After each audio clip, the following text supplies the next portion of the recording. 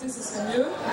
Alors je me présente, on m'a présenté comme féministe antiraciste et décoloniale, mais depuis mes dernières tribunes, mes derniers passages télé, j'ai plein de qualificatifs qu'on m'a inventés, que j'aime beaucoup, donc maintenant vous les trouverez dans ma bio Twitter. Donc néo-islamiste, pseudo-féministe, racialiste, piriste, donc avec le pire, frériste aussi parce que j'ai une photo avec Tariq Ramadan. En fait, je suis juste une antiraciste politique. Et bientôt, vu que je suis ici, que je suis habillée en rouge, on dira de moi que je suis une islamo-communiste. Alors en fait, donc, le débat porte sur la question des luttes des quartiers populaires pour la dignité. Et donc, je ne peux pas commencer ce débat sans parler de la terrible nouvelle qui est tombée ce jeudi, donc du non-lieu, dans l'affaire du meurtre de Hossein Bourras, qui est mort le 26 août 2014, lors de son transfert entre la prison de l'Elzo et le tribunal de grande instance de Colmar, alors qu'il était en détention provisoire, qu'il n'était pas encore jugé coupable, qu'il était menotté, et donc il a reçu une balle dans la tempe.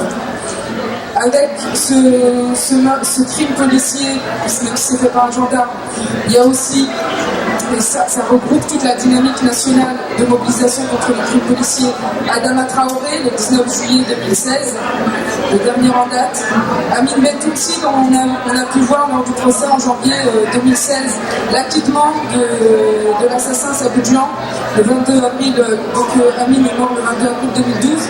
Il y en a tellement d'autres, d'ailleurs le Val-de-Marne a fait une exposition avec 6 portraits, et c'est que 6 portraits, mais il y en a des dizaines et des dizaines d'autres. Lamine Dieng qui est mort le 17 juin 2007, avec à chaque fois des techniques qui se ressemblent et des noms qui ne changent pas. On en a d'autres, je ne peux pas tous les citer, avec Abdoulaye Kamara, Viziri, Laoussen El Tamgar, Mahamadou Marega et Mohamed Boukourou, mais il y en a tellement d'autres. Et c'est ce qui nous a mobilisés de manière populaire et très forte face à cette réalité morbide qui est un système en France, c'est que la police assassine et que la justice acquitte. Donc on avait initié le 31 octobre 2015 la marche de la dignité qui avait été lancée à l'appel de Amel Bentoutsi d'urgence de police assassine à l'anniversaire des 10 ans du pire. Et si vous vous en souvenez bien, on avait eu l'honneur de recevoir à ce moment-là Angela Davis, aussi des tribunes, des paroles de femmes concernées par ce que fait la violence dans leur vie, ce que font ces crimes dans leur vie de tous les jours. Et donc ça a été un moment historique qu'on pourrait situer dans la continuité de la marche pour l'égalité de 1983, dont l'anniversaire nous a été confisqué 30 ans après, c'est pour ça qu'on l'a fait 12 ans après. Alors la marche de la dignité a eu des caractéristiques très spécifiques. Déjà, ça a été une mobilisation unique pour nous et par nous, de femmes aussi. Et en ce sens, je voulais rappeler ce que disait Angela Davis dans son dernier livre, Une lutte sans trêve, parce qu'effectivement, être dans une posture décoloniale, antiraciste, c'est être sans cesse en lutte, c'est crevant, c'est fatigant, mais on lâchera rien. Et elle dit, les femmes ont toujours assuré les tâches d'organisation des mouvements noirs radicaux. Et on lui a posé la question où sont les leaders, et elle disait que c'est des mouvements qui sont composés entièrement de leaders.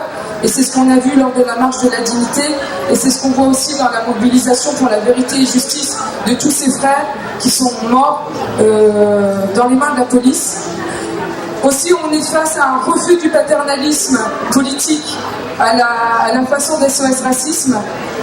Nos priorités à ce moment-là ont été de réaffirmer qu'il fallait d'abord défendre nos vies, défendre celles de nos frères, parler de ceux qui nous tuent, la police, mais aussi le racisme d'État qui détruit des vies, qui complique des vies, qui rend les chemins des individus, hommes et femmes, très compliqués quand on est racisé, quand on fait partie des minorités, quand on ne fait pas partie des privilégiés.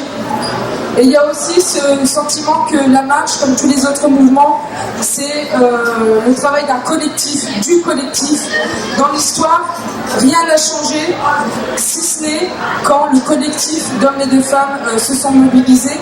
Et d'ailleurs, la répression que l'on voit aujourd'hui contre les mouvements sociaux ou contre tout ce qui peut s'opposer au capital ou à l'impérialisme sont justement des mobilisations collectives, et que la violence et la répression ne se fait que plus forte quand on touche à ces deux facettes, l'impérialisme et le capitalisme.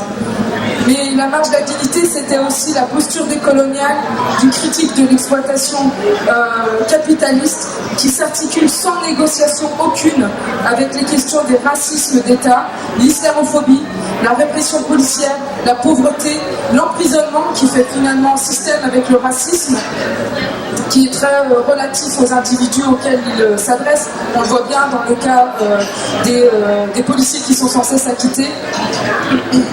Le racisme, justement, il traverse nos vies économiquement, socialement, dans l'éducatif, dans la sécurité et dans le carcéral. Et ça touche à des droits fondamentaux que tout le monde devrait apporter: le travail, le logement, la santé, l'éducation et la liberté. Et la convergence aujourd'hui qu'on appelle tous de nos voeux, elle implique une critique radicale de la répression policière qui s'abat sur les quartiers depuis des dizaines d'années, et aussi de l'occupation israélienne, pour faire le lien à l'international, parce que le système qu'on veut nous vendre aujourd'hui depuis juillet, qui est assumé, est une sécurité israélienne, et ça c'est pas possible quand on est pour la liberté et l'émancipation des peuples. Mais aussi une critique anti-guerre, parce que comme le dit très bien vos slogans, vos guerres, nos morts, et ça implique aussi de s'intéresser à la question des réfugiés. Donc vous avez vu les derniers exemples à Jaurès, avec la répression qui tue politiquement, médiatiquement, mais tous les jours il se passe des choses horribles dans les camps de réfugiés à Jaurès. Et j'allais faire le point aussi, la répression policière que l'on a observée dans les derniers mouvements sociaux, pour les gens des quartiers populaires ou pour les antisionistes, c'est pas quelque chose de nouveau. On l'a vécu en 2014, c'était peut-être un essai, c'était peut-être un coup d'essai, mais en tout cas, c'est celle qui s'est exprimée aussi à Ferguson, c'est-à-dire qu'à un moment donné, les intérêts impérialistes et capitalistes, il ne faut pas y toucher. Angela Davis revient sur l'intersectionnalité et la reformule de cette manière. Elle parle d'oppression multiple, c'est du racisme, du sexisme et de l'impérialisme. Et donc à chaque fois croiser la question de l'impérialisme au capitalisme, qui sont consubstantiels, mais également à ce que ça fait à l'international, et notamment sur la question palestinienne. D'ailleurs, je vous invite à aller du côté de Chirania, qui résiste dans la culture palestinienne dans l'assiette. La violence de l'État, elle s'exprime de différentes manières. Aujourd'hui, on a la figure de la femme musulmane qui est, pour reprendre les propos de Nasser Aghenif Soleimas, qui vient de le dire dans une autre tribune, qui est aux mains d'antisexistes patriarcaux qui font la morale aux femmes sur la manière dont c'est être émancipée et libre comme femme, qui savent qu'ils ont perdu idéologiquement sur plein de champs, mais qui veulent fédérer sur le sentiment de l'ennemi intérieur et de ce qu'il faudrait réprimer à l'intérieur, et on voit bien que ça marche, car même dans les partis d'extrême gauche, on a encore des discussions sur le burkini. Ça c'est grave en fait, c'est super grave. Et comme il y a eu un antisémitisme assumé dans les années 30, et ben aujourd'hui on a une islamophobie qui est assumée. On le voit à travers la législation d'exception avec la loi du 15 mars 2004 contre le voile à l'école, la loi contre le niqab en 2010, les propositions de loi contre les nounous voilés, les arrêtés anti-burkini et j'en passe. Donc les convergences, et je termine là-dessus, ont des conditions qui ne sont pas négociables en fait. Celle de questionner les privilèges capitalistes, de race, de classe, de genre, nord-sud. Celle de reconnaître et de ne pas participer à la lutte contre l'émancipation des quartiers populaires, des personnes personnes racisées, des femmes stigmatisées dans leurs paroles ou dans leur mobilisation pour un antiracisme politique qui est énoncé par les principaux intéressés et qui sont devenus aujourd'hui des antiracistes qui sont combattus au niveau de l'appareil politique. Et l'alternative ne sera que populaire, anticapitaliste et forcément décoloniale. Merci. Merci Anna. Ensuite, deuxième intervention.